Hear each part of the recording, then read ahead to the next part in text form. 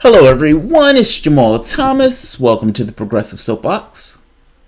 Hope everyone is okay. Let's see, checking my audio. Had a decent day today. I was on Fault Lines with Garland Nixon and Lee Stranahan. It was a good show. It's funny. I couldn't necessarily participate in part of the conversation about Browder.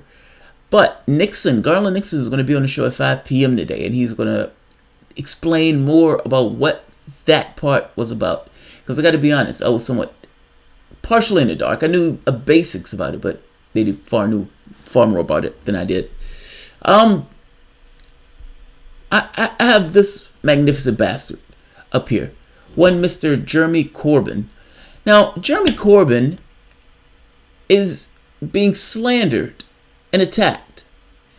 In one case, you had somebody calling him a fucking anti-Semite, Margaret Hodge. Now, either that lunatic is completely incompetent and is utterly detached from reality itself, meaning absolutely, utterly detached from reality, or she is a political hack. Seeing as there was a private meeting of sorts, or an understanding that she was going to try to do a leadership challenge, you can understand where this particular thing is going. That being said, a weird, the shark has been jumped on this. Like, lunacy has taken a ride into hysteria. I take a look at this. So, right here. This is the Guardian. Jewish newspapers, with an S, claim Corbyn poses an existential threat. Think about what's being said. Jeremy Corbyn poses an existential threat. Now, why does Jeremy Corbyn pose an existential threat? The reason why is because they want Jeremy Corbyn to accept their version of what it means to be anti-Semitic. And Jeremy Corbyn would not bow the knee to the Jewish lobby. That's the beginning and the end of it. They want their specific version. And the reason that they want their specific version is because they want, for all intents and purposes, the criticism of Israel to be able to be construed or misconstrued as being anti-Semitic. Israel has now called itself a Jewish state. Utterly and completely racist. A Jewish state. Now, what does it mean to criticize Israel if you're criticizing a quote-unquote Jewish state? Now, there are plenty of Jews that don't agree with this. So this is not this thing of complete solidarity with Jews. The definition of anti-Semitism that they want him to take on is not the end-all, be-all definition. They want their own specific definition. Jeremy Corbyn should not give them the specific definition, especially if that would anyway curtail their ability to criticize the Israeli government. The wild part about this is, at this very moment, Israel is assisting terrorists in Syria. Literally, assisting terrorists. They were using the terrorists in Syria as a buffer zone between the Syrian army and Golan Heights. Meaning, they don't have to have Israeli forces in that region if they can have terrorists in that region who they are supporting. The problem came when Syrian government destroyed the terrorist haven that was in that somewhat buffer zone, allowing the Syrian government to essentially be right there facing the Golan Heights, destroying Israelis, you can say buffer, that they were using, that terrorist buffer zone, terrorist luft. Well, that seems like it's pretty bad. I mean, you're interacting with bloodthirsty terrorists. I mean, that doesn't look good at all. Some of which I would imagine are greatly unhappy with what's taking place from the standpoint of Palestine, and yet you interact with these people nonetheless. That seems like that's more of a problem. In fact, I will give you one. I would up the ante on this. What about this? Israel arming neo-Nazis. Yeah. Israel and Nazis. But in this situation, Israel arming them in the Ukraine. This is amazing. Right here.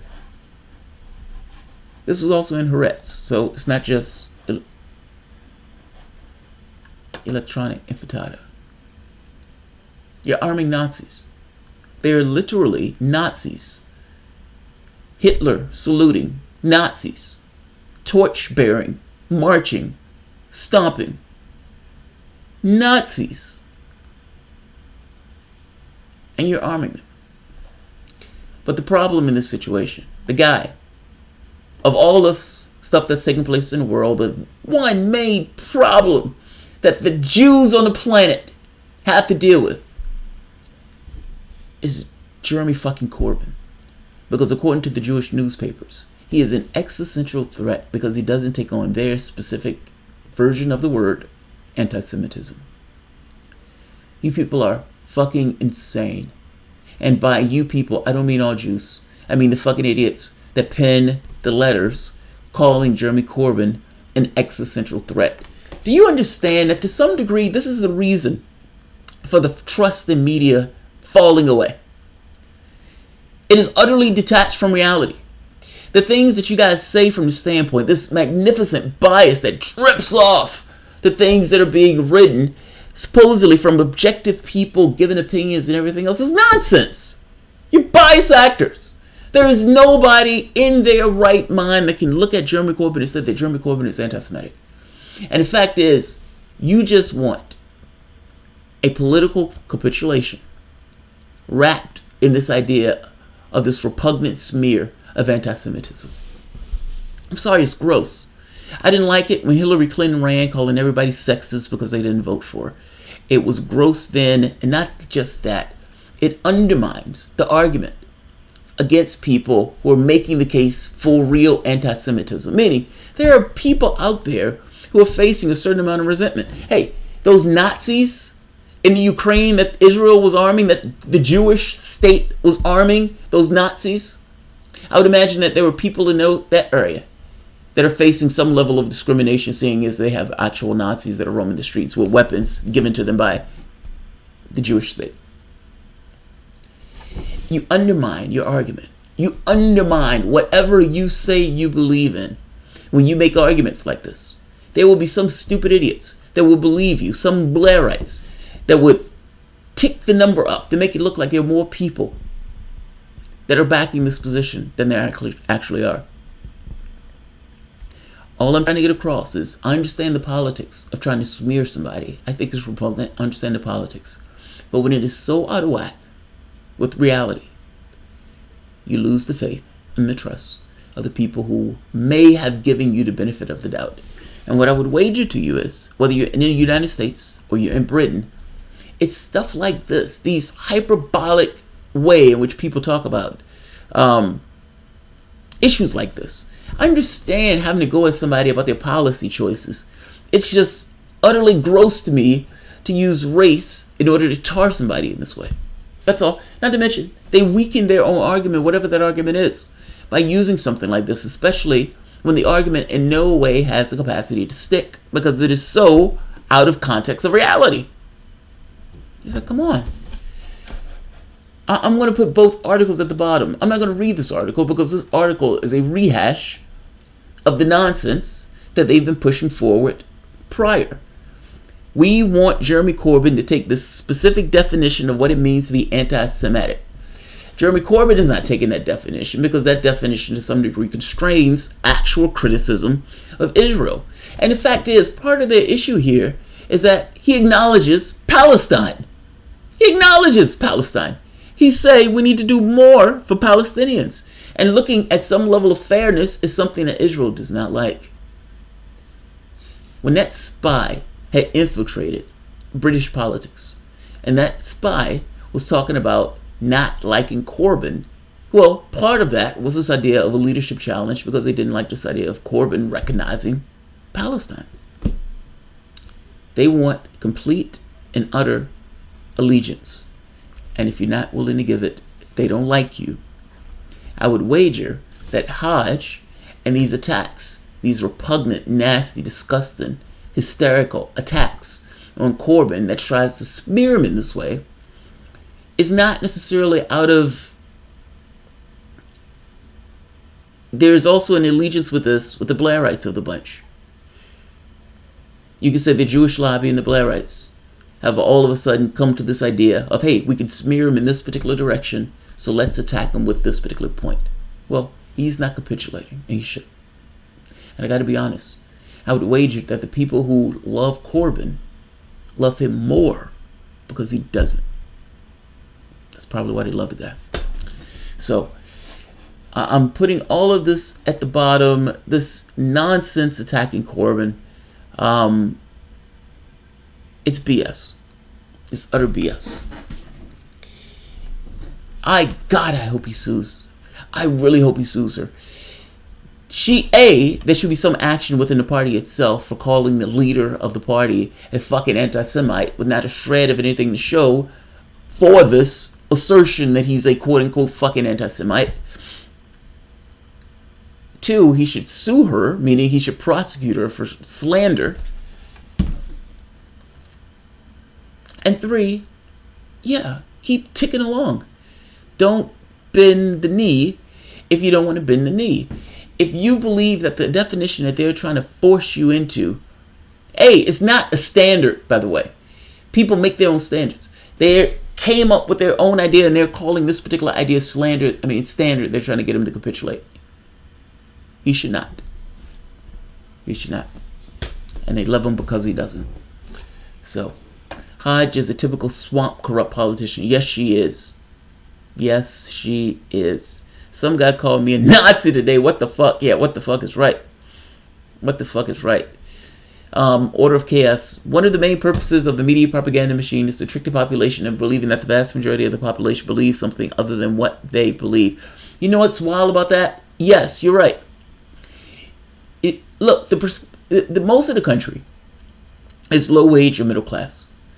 Now, I say that to say they're on a hamster wheel. Like when you have 60% of the country now having $500 if they had an emergency expense. That gives you this idea of the level to which the society is organized. People are in dire straits. The majority of the country is in dire straits. I would argue not having $500 in the bank, it means you're in a dire strait. You're poor.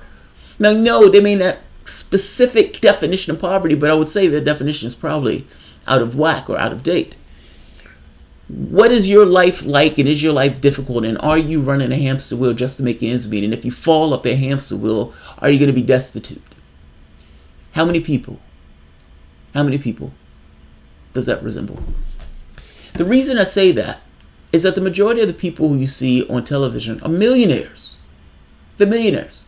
When you see Chuck Todd, when you see Jake Tapper, and they're supposed to have this quote-unquote objective point of view, objective in relation to who?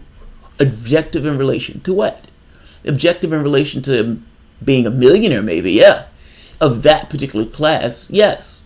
If you notice, the things that they talk about and the things they focus on are not the things that affect you in your daily life. What if they screamed about poverty in the way they screamed about Donald Trump with Russia? Would anything get done? If Jake Tapper and Chuck Todd and Anderson Cooper get weak in the knees saying, oh God, there's a man laying on the street. Oh God, there's a man taking a dump on the street. Oh, he's holding his testicles up as he takes a dump on the street. Oh, we can't have this. This anonymous pain, we can't have this. We can't have this. We need to do something different. Oh God, Anderson Cooper passes out. Chuck Todd breaks a tear. Rachel Maddow bangs her head on the desk, unable to console herself. What if that took place? Would things change? Would the president come out and say, okay, we got to do something about this? But they don't do that. They don't do that. They talk about ridiculousness. Trump in Russia. Or something else that doesn't necessarily apply to your everyday life. There's water with lead in it in the richest country on the planet. That's not just Michigan, that's in multiple places throughout the country. There are people taking dumps on the street in California, and I would imagine that's not just California, that's all across the United States. Because those people don't have anywhere to live, and those people are living on a cold concrete. I'm trying to get this point across to you that you're living in the richest country on the planet. Jeff Bezos is walking around with $150 billion. Much of that money is in the fucking ether, as opposed to being used to put a roof over that person's head, a toilet under that person's ass, or food in somebody else's gut. They don't talk about those things. Because from the standpoint of the media themselves, it doesn't affect them in that way.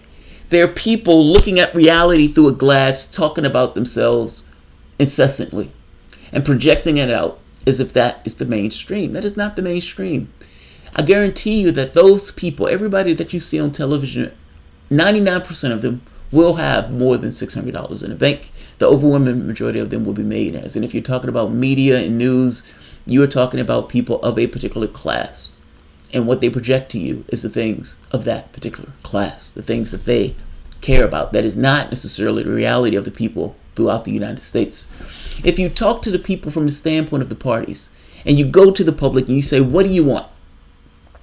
What you will find is that they are decidedly to the left, even of the Democratic Party. Even of the Democratic Party. So if that's true, who are the people in Congress actually representing if they're not representing the people in the United States? Well, I think you already know. They're representing people of their particular class. It just so happens that the Democrat and Republican Party both are co-opted by people of the top 1% of that particular dynamic, just different parts of that particular dynamic. Every so often you may get an issue that you like, that they also like. But for you, that is really the only way you get stuff done in this particular model for as long as you stay dejected or out of the process and you just watch as they go about their way. Without public engagement, nothing changes. And for all intents and purposes, they've been able to con the public into this kind of rah-rah football game type thing without really needing to get anything done, using theater as if this Russia nonsense to completely ignore the fact that the reason why Trump is in that office in the first place, or the reason why Brexit has taken place, was because of the chaos and the pain that has been propagated all throughout the nation. Obama is acting like he's spiking a football. 95% of the jobs created, part-time, low wage. Spiking the football. Hope and change. Hope and change.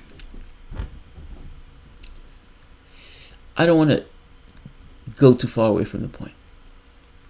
A lot of this stuff that's taking place is theater. It's aggravating because it is theater. The public itself doesn't get things that it needs. The public get things kind of like in a candy way. Is a person going to choose the cheeseburger, or is a person going to choose the broccoli? Well, if they're not going to choose the broccoli, they're going to choose the cheeseburger. So they're going to get a sandwich that doesn't necessarily have many nutrients, but taste buds are pretty good. The media functions in the same way. Ultimately, if they showed you broccoli, you'd go to the channel that's giving you pizza. I've seen it myself. If I do a video on climate change, nobody watches. If I do a video on Rachel Maddow, it goes gangbusters. Same thing takes place in mainstream media. Let's see. At least the Trump stuff was funny. The Trump stuff is funny. Russia is such a bad narrative. Well, you must understand the reason why the Russian narrative is in effect, it allows them to attack the left. They can say that Hillary Clinton didn't lose because she was a bad candidate. Hillary Clinton lost because of Russia. It has nothing to do with reality, but you don't need it to be done with reality. You just need to be able to conflate the two things. The person just needs to be able to argue it, in which case the minions at the bottom of the political spectrum that just picks up on whatever the candidate says starts to parrot the exact same thing. You get a bunch of lemmings repeating the same story because they need it in order to back up their candidate's position. You don't need it to be reality. You just need it where you can use it to pivot in an argument. Fantasy is more tempting than reality, unfortunately, yes. Yes. All right, I'm going to end this because I have shows coming up for the next few hours. So I will see you guys shortly. Let's see, what do I have next? Oh, speaking of Rachel Maddow, we have Rachel Maddow next. So I'll see you guys in a few. If you enjoy the content, please feel free to share, like, subscribe. Of course, you can always support through Patreon. Those attacks on Corbyn are disgusting. I don't like this idea of targeting somebody as racist or sexist, unless they really are racist and sexist and you have enough gusto back there to make that case that they're racist and sexist. There's nobody in their right mind that's going to make the case that Jeremy Corbyn is anti-Semitic. What they don't like is that he criticizes Israel and stands up for Palestine. That's it. That's the end all be all. That's what they don't like. The conflation of an attack on Israel with an attack on Jews, in that sense. When somebody says Israel, they mean Israel, at least in my case.